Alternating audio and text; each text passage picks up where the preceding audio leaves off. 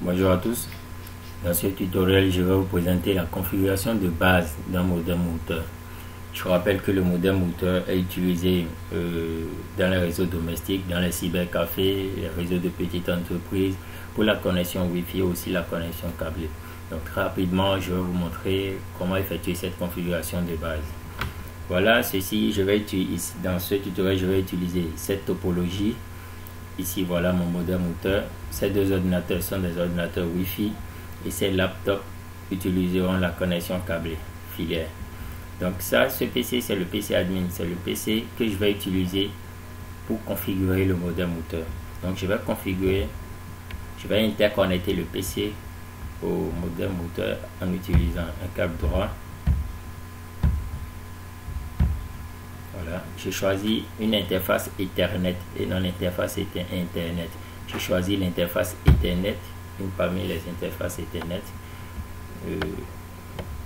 En mode réel, dès que j'interconnecte le PC au modem routeur, le modem routeur me fournit créer un réseau Wi-Fi. Donc, dès que mon PC se connecte au réseau Wi-Fi, il obtient une adresse IP automatiquement. Donc par le protocole DHCP. Donc je vais faire la même chose ici. Je vais essayer de récupérer une adresse IP en me connectant de façon automatique, c'est-à-dire en activant le DHCP ici. Et voilà, j'obtiens une adresse IP automatiquement qui est la 192.168.0.103 avec un masque et la passerelle par défaut. La passerelle par défaut ici, c'est la 192.168.0.1 qui n'est rien d'autre que l'adresse du modem routeur.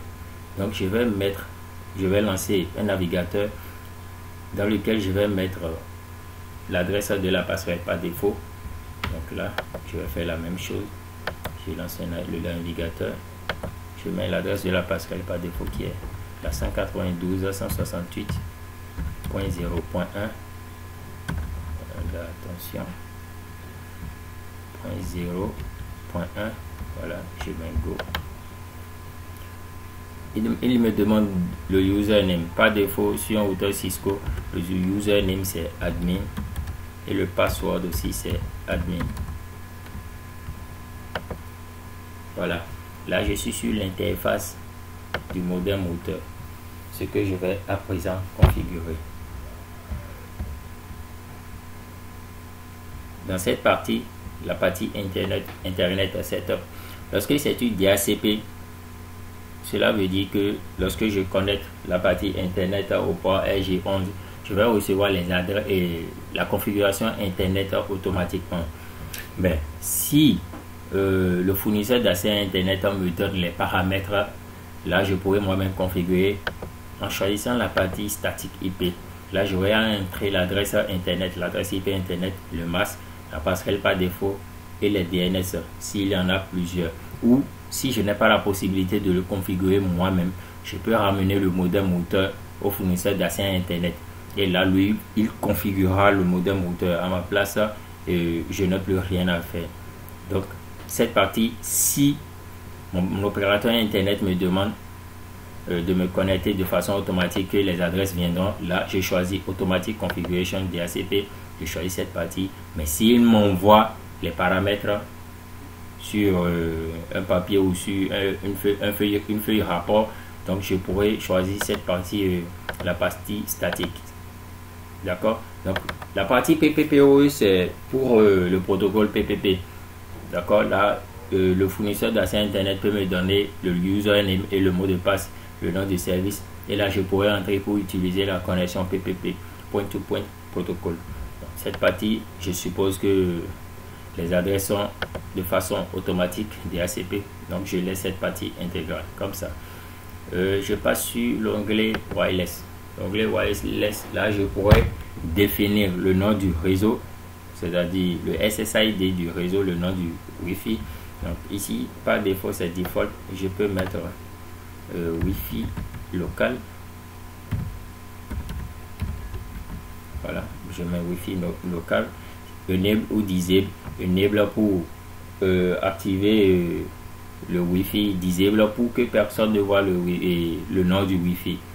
Dès que je fais la recherche, je ne verrai même pas le nom du Wi-Fi. Donc chaque utilisateur aura à ajouter de façon manuelle le network name, le nom du Wi-Fi, dès qu'il a connaissance de ça. Donc à cet endroit, je laisse ça sur Enable pour permettre à tout le monde de détecter le SSID du modem routeur. Donc là, je fais cette partie, je mets Save Setting pour sauvegarder. Je continue. Je repasse sur Wireless Security maintenant pour activer un mot de passe sur le Wi-Fi. C'est en fait un truc de sécurité. Soit je mets un mot de passe sur mon Wi-Fi, soit je laisse le Wi-Fi ouvert. Donc si je décide de mettre un mot de passe sur le Wi-Fi, je choisis un type de cryptographie. Bon, moi j'ai choisi le WPA2 personnel et comme mot de passe j'ai choisi Wi-Fi local, où je choisis Wi-Fi 1, 2, 3, 4. Voilà, je choisis ça, je descends et je sauvegarde. Dès que je sauvegarde, je peux quitter le mode et à présent connecter les différents PC au switch, réaliser l'interconnexion. Là je viens là sur mon modem, je choisis Ethernet. Je fais la même chose ici.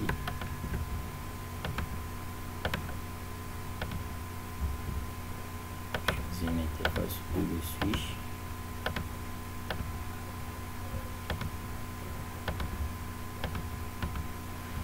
Voilà. Là, je vais attendre que ça passe au vert afin de vérifier la configuration sur chacun des routeurs.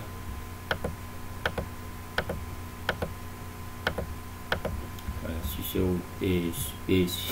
ce PC, je passe desktop, IP configuration, je passe en mode DHCP pour recevoir une adresse IP automatique. Voilà, la configuration du réseau est envoyée. Là, sur ceci aussi. DHCP, voilà, ça vient sur ceci, DHCP aussi, et ça marche. Donc voilà en quelque sorte la configuration de base du modem routeur. Pour ces PC Wi-Fi, dès que quelqu'un va se connecter, comme on le fait habituellement, je veux me connecter au réseau, il faut que j'active mon Wi-Fi, je fais la recherche des SSID, je retrouve un réseau, je me connecte au réseau, je mets le mot de passe. C'est la même chose que je vais faire à ce niveau aussi. Voilà mon ordinateur Wi-Fi, j'ouvre, je viens sur Wireless, le nom le SSID, le SSID du Wi-Fi c'est Wi-Fi local. Voilà. Et le mot de passe c'est WPA2 personnel, je pense. Le mot de passe est Wi-Fi 1, 3, 4. Je ferme. J'attends, je patiente qu'il se connecte. Voilà, la connexion est établie. Je fais la même chose ici, wireless. Le nom du Wi-Fi c'est Wi-Fi local. Le mot de passe est Wi-Fi 1, 2, 3, 4.